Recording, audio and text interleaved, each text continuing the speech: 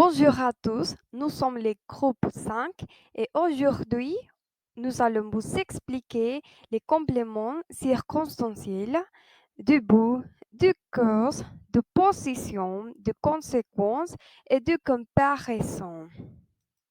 Nous sommes María Hernández, Stacy Ayesta, Caroline Basque et moi, Keila Martinez.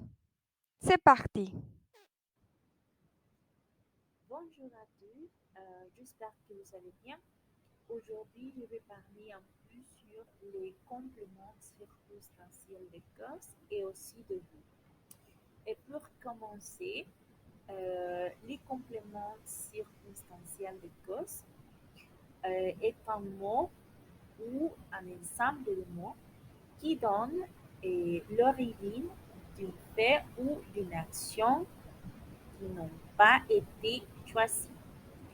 Donc, ils répondent simplement aux questions comme par exemple pour quelle raison, pourquoi, à cause de qui ou à cause de quoi. D'accord? Et aussi, un autre aspect très important, il est introduit par les prépositions de, par, pour ou parler, locution préposition à cause de, pour cause de et faute de.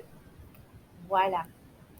Et alors, pour illustrer un peu ce que je viens de dire, je vais vous montrer quelques exemples ici. Vous pouvez trouver dans les exemples un peu les mots soulignés, les mots importants, d'accord? Et aussi, il y a des exemples avec par et pour comprendre un peu plus mieux euh, l'utilisation de ce type de mots. Et alors, les compléments circonstanciels de but, qu'est-ce que c'est en premier lieu? Voilà, un ensemble de mots qui expriment l'objectif que l'on souhaite. D'accord? Internationalement, attendre, euh, au eu, contraire, éviter. D'accord? Donc, répondre aux questions pourquoi, en vue de quoi, pousser après le verbe. En plus, il est introduit par, pour, dans, à, en vue de. D'accord? Voilà, encore une fois, un peu d'exemple. Le premier, il lutte pour la liberté. Si vous trouvez dans la phrase, il y a deux parties, d'accord? En plus, l'action et aussi qu'est-ce qu'ils vont chercher. Et elle me tendit sa jouer par une baiser de Dieu, d'accord? Et quelque chose. Et voilà, les compléments de vue suivant un infinitif introduit par, pour, afin de, vue de, pour ne pas et d'autres.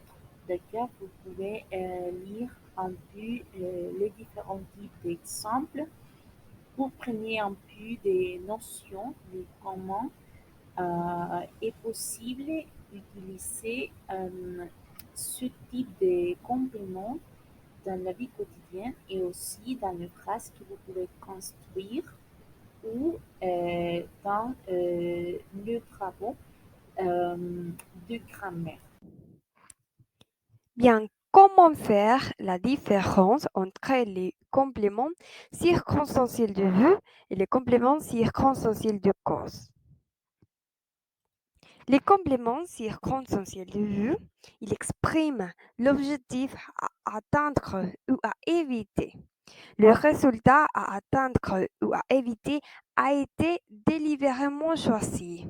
Ils répondent à la question dans quel but ou Dans quel objectif?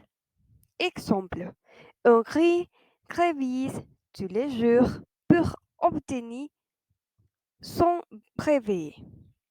Mais à différence, les compléments circonstanciels des causes, ils donnent l'origine de l'action ou de l'état. Le résultat n'a pas été choisi. À différence du complément circonstanciel de vous, il a été choisi. Donc, les compléments de cause, ils répondent à la question pour quelle raison ou pourquoi, à cause de qui ou à cause de quoi. Exemple, mes parents sont inquiets à cause, c'est le complément circonstanciel de cause, de la fièvre de mon frère. Aussi, je vais vous parler sur les compléments circonstanciels d'opposition. Un complément circonstanciel d'opposition est un ensemble de mots qui expriment l'opposition entre deux faits sans dépendant l'un de l'autre. On utilise pour mettre en relief deux faits et pour frapper les esprits. Ce complément circonstanciel est souvent introduit par quand bien même, malgré, en dépit de, excepté, avec, sans, au lieu de, loin de. Alors, on va expliquer un exemple.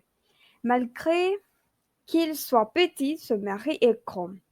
Ici, il y a une opposition entre deux faits. Ces deux faits sont indépendants entre eux. Malgré qu'il soit petit, est utilisé pour marquer les contrats avec le fait que ce mari soit grand. C'est donc un complément circonstanciel de position introduit par les mots malgré. Alors, merci beaucoup. Et bref. Bonjour, moi je suis Caroline. Je vais vous parler sur le complément circonstanciel de comparaison. Alors, c'est quoi? Bon, un complément circonstanciel de comparaison est un groupe de mots utilisés pour comparer, c'est-à-dire pour mettre en évidence une ressemblance, une dissemblance, une égalité, une inégalité, une proportion et une analogie. Mais c'est quoi une analogie? Bon, en termes simples, c'est la relation similitude entre différentes choses. Donc, on avance. On a ici quelques exemples. Amélie est rouge comme une tomate. Comme une tomate exprime une ressemblance, une analogie. Il y a une ressemblance entre le terrain d'Amélie et la couleur d'une tomate. C'est donc un complément circonstanciel de comparaison. Mais on a ici la définition du complément circonstanciel. C'est un groupe de mots qui apportent des précisions sur les circonstances de l'action, sur des tombes, lieux, manières. Généralement, il peut être supprimé ou déplacé. Ensuite, avec les suivants exemples. Ton fils est aussi grand que toi. Que toi exprime une égalité. Le fils et le père ont la même taille. C'est donc un complément circonstanciel de comparaison. Deuxième exemple. Paul court plus vite que son père. Que son père exprime une inégalité. Le niveau de course à pied entre Paul et son père est inégal. C'est donc un complément circonstanciel de comparaison.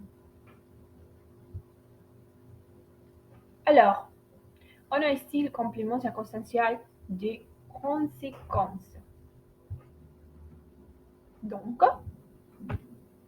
le complément circonstanciel de conséquences est un ensemble de mots qui expriment le résultat d'une action. Il répond à la question avec quel résultat, pour quel résultat, de manière à obtenir quel résultat.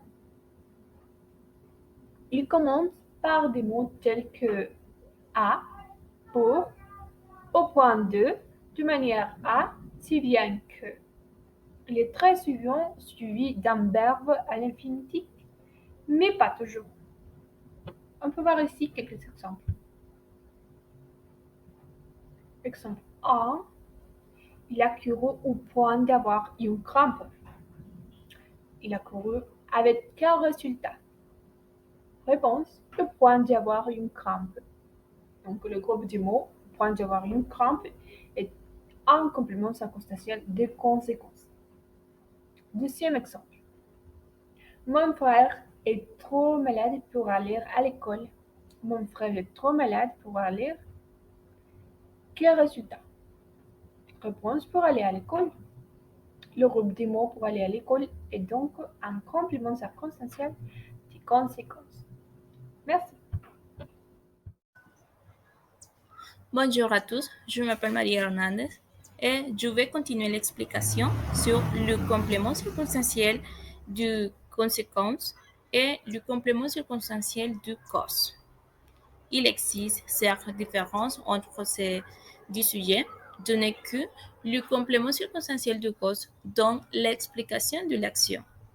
Comme a dit ma camarade, il est introduit par du, par, pour, à cause de, à force de, faute de, etc. Voilà l'exemple. Il va tomber malade à force de travailler. Tomber malade, c'est l'action qui va après d'avoir travaillé forcé. À l'inverse, le complément circonstanciel de conséquence exprime le résultat de l'action. Il introduit par A jusqu'à au point de, assez, pour, etc. Par exemple, il est assez fou pour travailler la veille de son examen. Il est assez fou et c'est la conséquence d'avoir travaillé la veille de son examen. Vous vous demandez sûrement comment vous distinguez un complément circonstanciel de cause et un complément circonstanciel de conséquence dans une phrase. Voilà, c'est très facile, donné que la conséquence suit l'action et est une retombée de l'action. Par exemple, elle est partie tôt du soir, qu'elle est arrivée avant la tombée de la nuit. Qu'elle est arrivée avant la tombée de la nuit, c'est l'action ou la conséquence d'avoir parti tôt. C'est tout. Et merci beaucoup pour votre attention.